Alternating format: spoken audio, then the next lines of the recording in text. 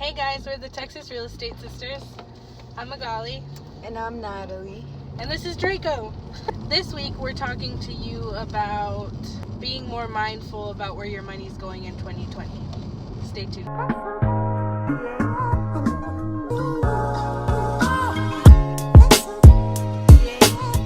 So, we just kind of wanted to talk about a few ways, like Mag said, that you guys could just be mindful.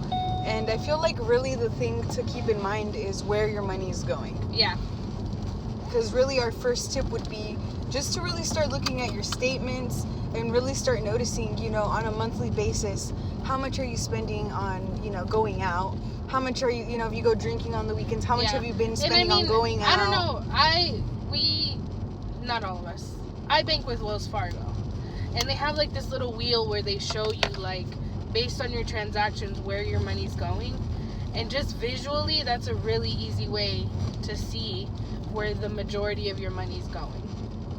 So even just looking at something as simple as that and seeing like, damn, 50% of my money is going to eating out.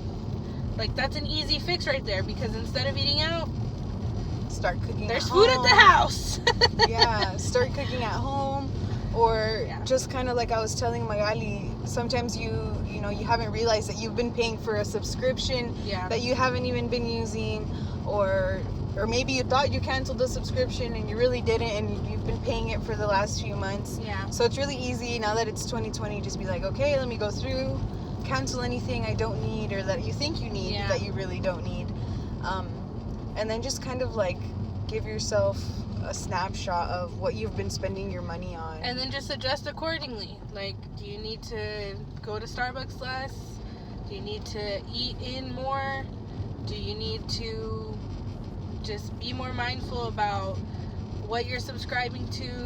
Do you need to cancel something you never use? Like, just all of those things, because now here pretty soon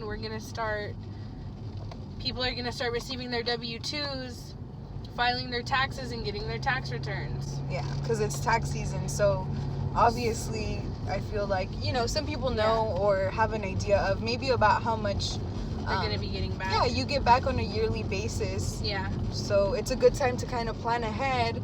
And so if home buying is at the top of your mind, at the top of mind for you, your return needs to be you need to put that in the same box of home buying, because that money can be useful for different things depending on where you are in that process.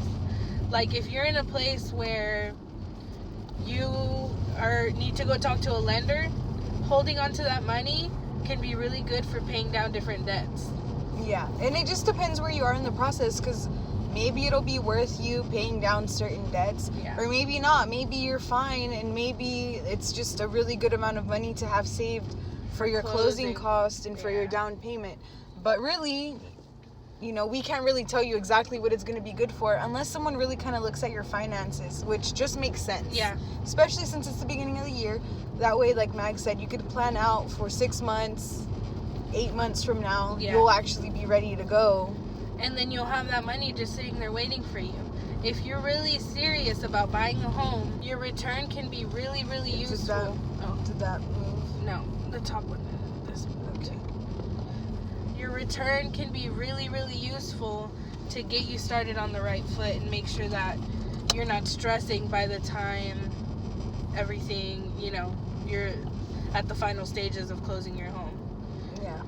So, I mean, they're really small things, and really things that you probably already know, but the same reason that people don't go to lenders out of fear is the same reason they don't check their bank statements, because they just don't know.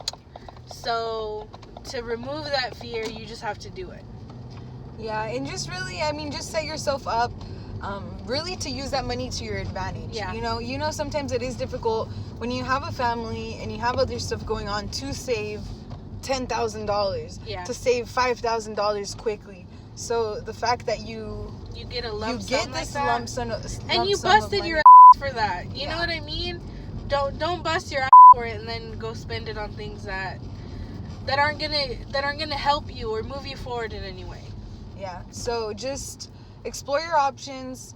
Talk to a lender, and if you don't know who to talk to, just reach out to us. We'll be happy to connect you guys with somebody. Yeah. But just keep those things in mind. Be more mindful of where your money's going. That's something I personally want to work on as well. Me too. You know, sometimes you just, you know, you go to Target and you need one thing, and then like $70 later, whoops, and a bunch of stuff you don't need. You know, here we are.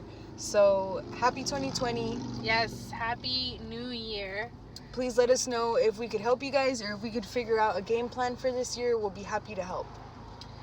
Don't forget to like and subscribe, and we'll see you next week. See you guys next week. Bye.